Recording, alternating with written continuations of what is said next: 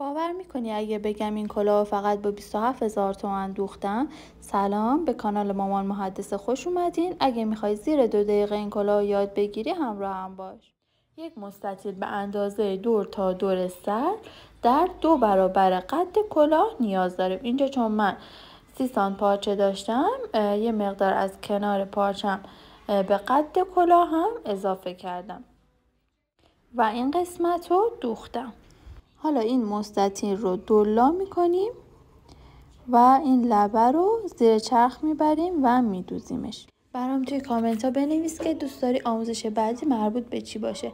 همه کامنت ها رو با عشق میخونم و جواب میدم. لبه رو که دوختیم، حالا مستطیلی که ایجاد شد و دولاش میکنیم. دقیقا مثل فیل مرتب دولاش کنید. حالا بالای کلاه رو گردش میکنیم.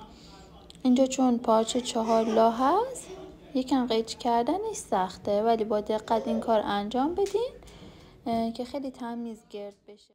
اگه دوست دارین خیاطی رو خیلی ساده و روون یاد بگیرین و توی هزینه هاتون صرفه جویی کنین، حتما کانال من رو سابسکرایب کنید. حالا این 4 لای پارچه رو با سوزن فیکس کنید و این قسمت رو زیر چرخ ببرین. فقط مواظب باشین که مثل من سوزن نشکنید. حالا برش گردونین و یک کلاه به این زیبایی دارین.